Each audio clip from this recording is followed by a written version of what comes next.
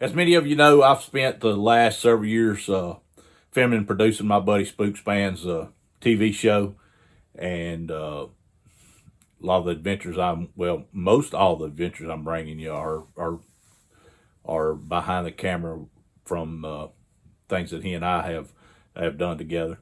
And on this episode of Life in Focus, we are in Middle Earth, New Zealand, one of the prettiest places that I have ever been, and been able to hunt and film a hunt. And to say it was a long trip to get there doesn't even describe it. 26 hours from the time I left my house in Centerville, Tennessee, till I was in camp at Lethen Valley. Finally, after a flight from Nashville to Dallas to LA, and then 13 hours from LA to Auckland, New Zealand, we arrive on the North Island of New Zealand, and then we had a couple-hour flight into the South Island, Queenstown, where we were going to be hunting out of. And to say it was a long journey is an understatement. Well, I got to tell you, this traveling right here is about wore old JD out. We were met at the airport by some of the camp workers and one of the guides, and we had about a 2-hour drive from the airport there in Queenstown into Lethen Valley, where we're going to be hunting with Rachel Burke and her husband Ollie, who own the Lethen Valley Trophy Hunts. Actually, it's a family-owned business and been in the family for years, and Rachel and her husband Ollie had took it over from her mom and dad, and we're now running the camp.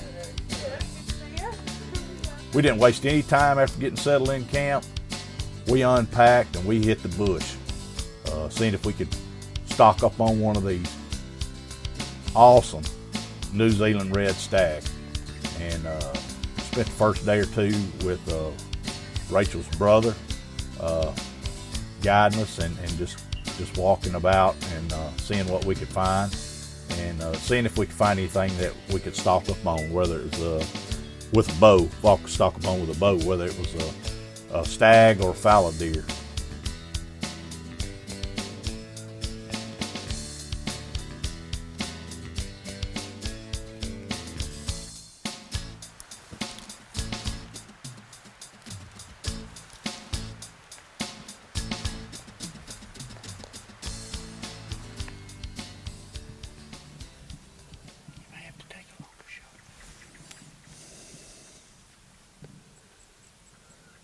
I'll just get up there and see which way the wind's blowing.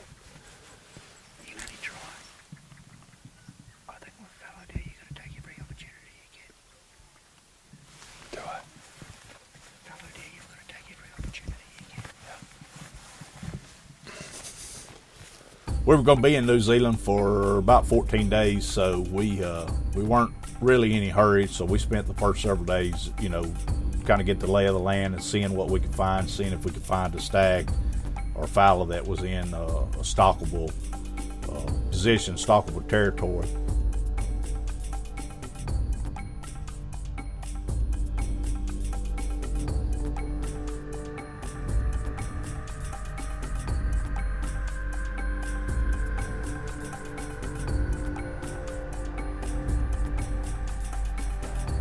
Finally, on the 5th day of our hunt, we headed out with Rachel, and she spotted, we had got on the spotting scope, and she had spotted a stag. Couldn't tell a lot about him, but she had spotted a stag up behind camp in drainage.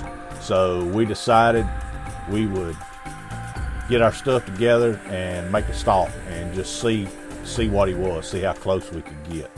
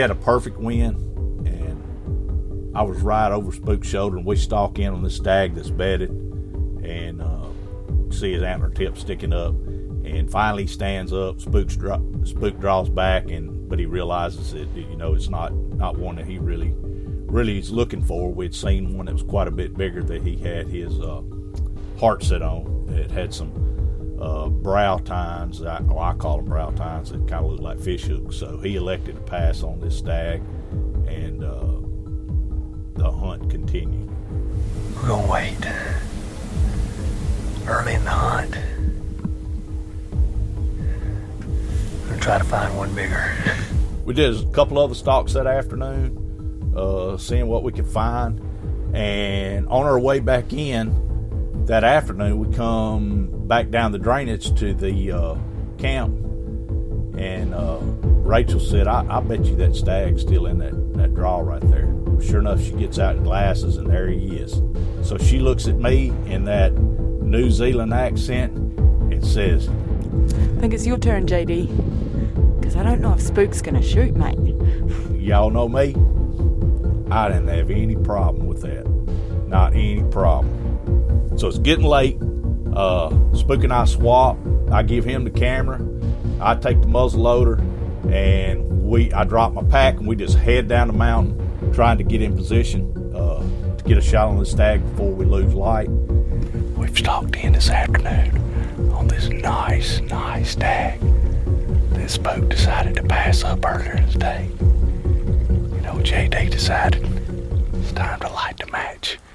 So here we go.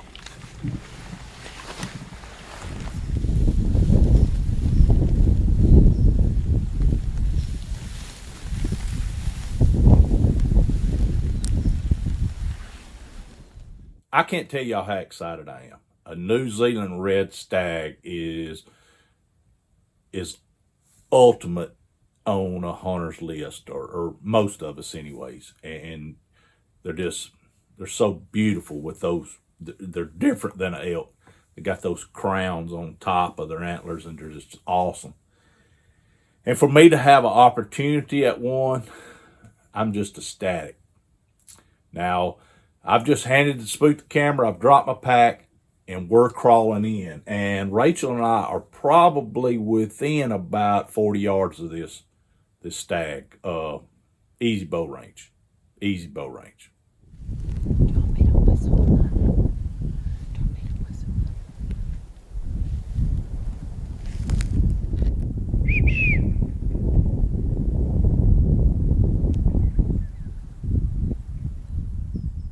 So we've eased in position, and Rachel looks back at Spook, who's back behind us filming, and she wants to know, does he want her to whistle him, trying to get him to stand up because he's bedded, so I can get a shot. Finally, we get the stag's attention, and he stands, and I turn and look back at Spook to see if it was okay to take the shot, if he had him on camera and had everything we wanted. And I look, and Spook is holding the camera like this. And any of you know, you're supposed to be holding the camera like this. And he's looking at it. And I hear him whisper, he says, JD, the battery went down. And I'm about to throw up. I'm literally about to throw up. Because the extra batteries are in my pack on top of the mountain. In my haste to go from cameraman to hunter, I just forgot everything. In my haste to think I'm getting a chance at killing the red stag in New Zealand, I have completely lost everything. You know, my job or my focus has always been camera, so I have all my stuff with me. And if I need to swap a battery out, I can swap it out. Well, I left everything in my pack. And I literally had to stand there and watch my chance at a New Zealand red stag walk by me at 30 yards broadside and walk right on up the mountain. Never got another chance at him. I did put the crosshairs on him and told him how lucky he was. I hope you enjoyed this episode, and I ask you to, if you enjoy them, to tune in and subscribe here at Life in Focus, Adventures of a Videographer. I'll be putting together some other stuff I think you'll find enjoyable and pretty cool throughout the year. So tune in, and I appreciate you. Thanks.